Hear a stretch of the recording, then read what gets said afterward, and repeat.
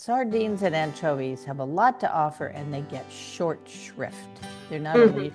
short in size, but they get a short shrift.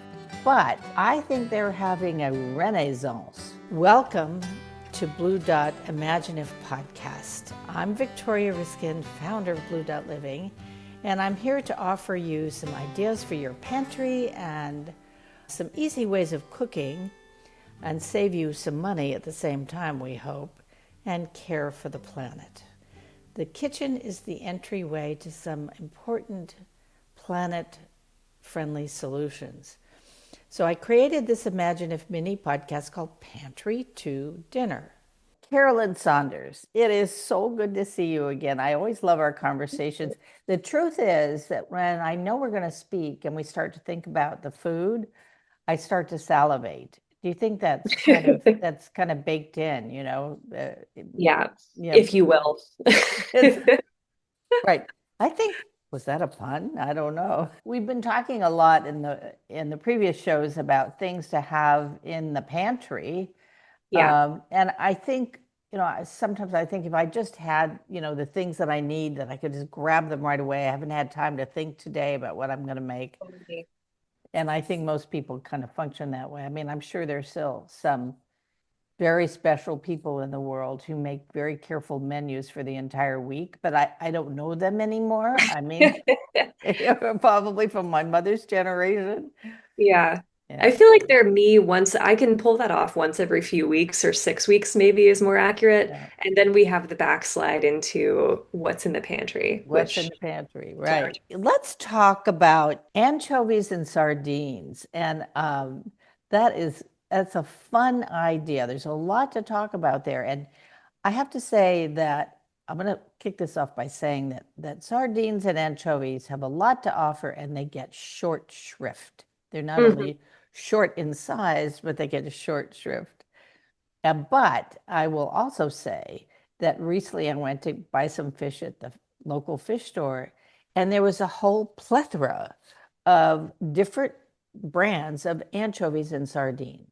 Oh, So cool. I think they're having a renaissance. Yeah, I think that's probably right. And I suspect the brand Fishwife has a lot to do with that because I feel like they've made canned fish great again, if you will. They made it adorable, really. Yeah. It's kind of adorable. And there was another brand, and I think we have another brand in our store. I'm going to try to track down Fishwife because I think the woman that owns that company, and I recommend it highly, is adorable. So, Totally. so why did you want to kick off a conversation about sardines and anchovies? Yeah, in part because of exactly what you said, that they get short shrift, and I think they're kind of a pantry superpower because I want to take them separately, because I feel like they serve slightly different purposes.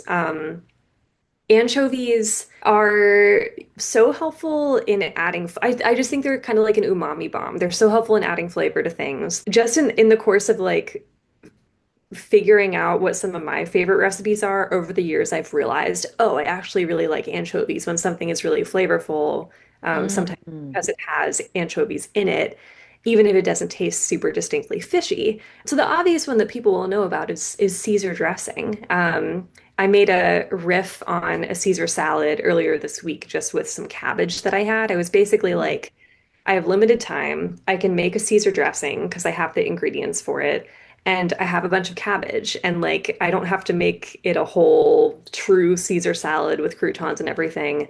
And it's still going to be delicious because the dressing is. So that's one. But another use is there's this recipe for it's a New York Times cooking recipe called like garlicky chicken with an anchovy sauce. It's something like that. It's a lemon anchovy sauce. And you wouldn't know necessarily it again, it like doesn't taste fishy. It just tastes like so savory. And my boyfriend and I call it crack chicken. It's so addicting. And we probably make it like once every 2 weeks because it's so good. And the other like anchovy dish that I became obsessed with was there's a variation of pan con tomate, tomato toast Oh, in yes. that will put sardines on it.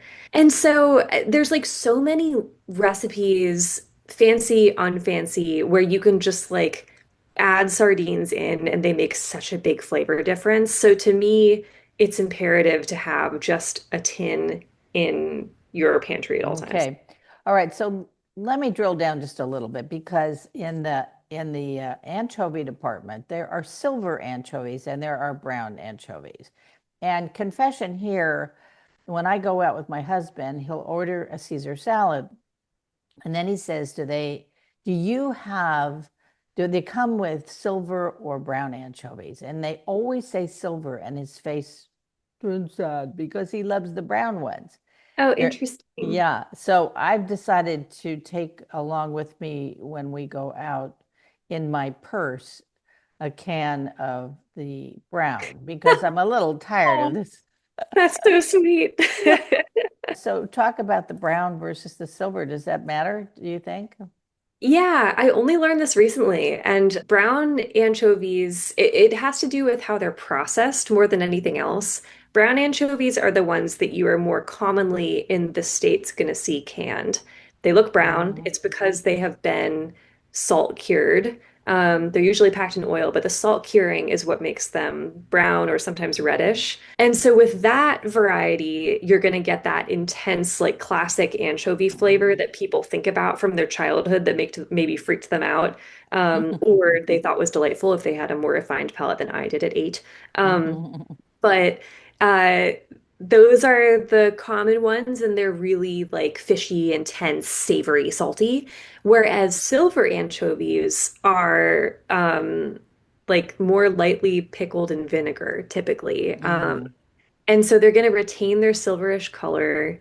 You mhm. can find them canned. I found that Patagonia Provisions seems to offer canned silver anchovies, but it's more typical that they're not canned. Those are like the ones that are more commonly served in like Spanish tapas. And then Hmm. again, they're like it's milder essentially. It's Yeah, more of the whole fish. yeah. It would be maybe too strong to have the brown ones and the tapas. I kind of Yeah. understand that.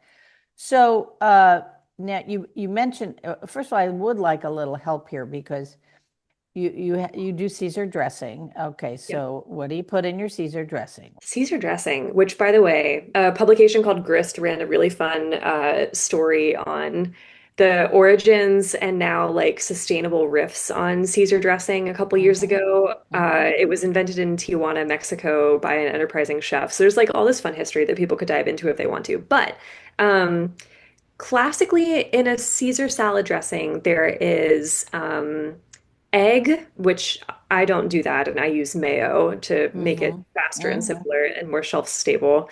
Lemon juice, anchovies, sometimes I think a bit of mustard, and it all gets emulsified together, and oil if you're not using mayo. But it's honestly pretty simple. It's like five Hmm. ingredients. Hmm. And so to me, it's like a surprisingly good thing to like make at the start of the week and just have. Right. So actually, not only did Grist do a story about the origins of Caesar salad, I did as well. And Cool. took me down this road was when I was a little girl, I used to go to a famous restaurant in Hollywood called Romanoff's. And they were famous for their Caesar salad, which had come in the 1940s to Hollywood from that Mexican restaurant. So I Yeah. was tracing it back. And the thing that was fun, of course, then in a fancy Hollywood restaurant was the guy came with a moving with a moving table and a big bowl, and he stirred up the egg, and he they everything was done right there at your table, and you felt like you were a princess. Yeah. Yeah, so that was, and but garlic too. Do you put garlic in Oh, your? and garlic. Yeah, Yes. I Yeah. knew there was something missing there. Okay, Yeah. and then let me ask you a little bit about that anchovy toast. Oh, Yeah. sardine, no, sardine toast, but yeah, so sardine or Yes. There are, I think there's both maybe, but there's a really great sardine toast kind of like traditional recipe. It's a pretty like classic old dish in British culture. Like canned tomatoes and sardines on toast is like a working class, mm, workhorse protein rich meal. It also dates back to Roman times. It was like mm, sardines on toast was a big thing. And so it has all this fun history. And to me, that's part of the appeal. You can find lots of recipes for it. I've made one from the New York Times that's like tomatoes on toast with like canned sardines and then like sweet onion slices Oh and my like some, gosh. it's really Wow. good. Yeah. Wow. That's tons of flavor there. That sounds really Yes. good. Really And then good. it was so good. And then my very favorite sardine recipe is maybe a little more involved, like a little less of like an emergency pantry meal, but it's an Italian recipe called pasta con la sarde, pasta with sardines, and Mhm. it's like fennel, breadcrumbs, sardines, raisins plumped in wine, saffron. It's wild. Holy cow. And what you put that on what? On pasta? It's pasta. Yeah. And Oh so it's my like gosh. I love it because it's like a sweet and savory. It's so Yeah. interesting. Oh, yum. I love that. So go back to this lemony anchovy thing that Oh you yeah. and your boyfriend call the crack meal for you Yep. guys. Yep. Okay, how is that made? It's so fun. It's such a good example of how like anchovies can like melt into a sauce. And it goes back to the salt curing. You're using brown anchovies and the sheer amount of salt in it helps Hmm. to sort of break down the fish. And so it's like you make a sauce that is with lemon and capers and some anchovy fillets that you just like stir up a little bit and they start to break down into this like gorgeous saucy paste. Um, and some I think it's butter, not oil. So you make this like pretty simple sauce, and then Hmm. you're cooking chicken Mm. first stovetop to sear it, and then in the oven. And then you just mix it all together at the end and add like a whole bunch of lemon and parsley. And it's such a fun like weeknight meal. It's one of those that's like a little splattery, but it's really easy. So do you smother the chicken? The chicken, you would probably want chicken with skin on, right? Yeah, In that case, so you smother it with the paste of lemon, capers, anchovies, and either oil or butter. Butter, yeah, of course, would be quite delicious, but oil would yep. work just as well. Yeah. And then you bake it at what temperature do you bake your? I can't remember exactly, but it's definitely hotter, like maybe 425, Yeah, 400, something yeah, like that. Yeah. yeah. Yeah. Okay, that's and now just one more consideration here. I have been told that anchovies and sardines are very healthy for you. They are. They really are. Both for people and the environment. So yeah, they are an amazing source of omega-3 fatty acids, which is one of the reasons I like them, and of like very bioaccessible forms of them for the nerds out there. And they're also an affordable source of protein, which is great, and like lots of little benefits that are interesting. Like you get both calcium and vitamin D because it has the bones in it if you're getting the whole bone ones. Mhm. Um, so they're super good for you. And then just like briefly on the environmental health, what's interesting is like I've done a ton of in my writing looking into the carbon footprints of different foods. And I knew they were low, but I didn't realize quite how low their carbon footprints were. They're in the Mm. same class as tofu, essentially. Really? Is Yeah, that because there's just so many of them all around the world? I mean, how does what does I that think it's like mean? I suspect it has to do with the fact that they're kind of at the bottom of the food chain. Um, Mm, Somebody might be able to fact check me on that out there who's a real mm, scientist on this stuff. But I think there's probably a lot of logic to that because if you lose energy as you move up the trophic levels. So being a bottom feeder mm, in the ocean does mm. mean that you haven't like expended and lost energy moving up to like the carnivorous, like bigger fish. Yeah. Well, I remember, I don't know if that was sardines or anchovies, but other fish, of course, feed on anchovy.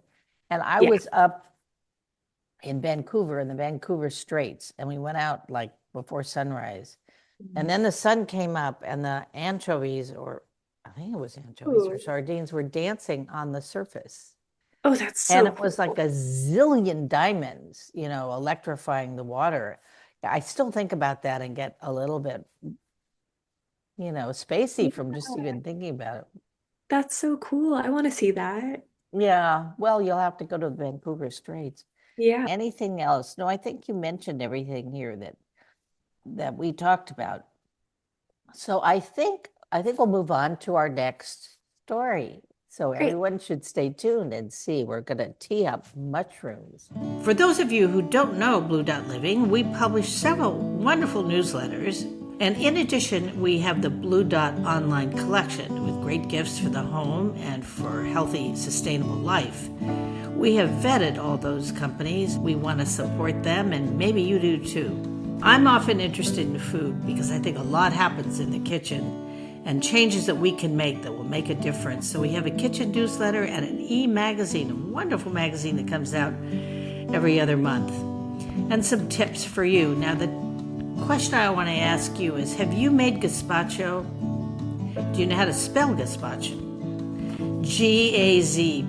Gazpacho. Well, we have 2 wonderful recipes for summer gazpacho at bluedotliving.com. Go there, type in gazpacho, and find the summer soups. Try them and let me know how you like them. And after this podcast, if you like it, please subscribe.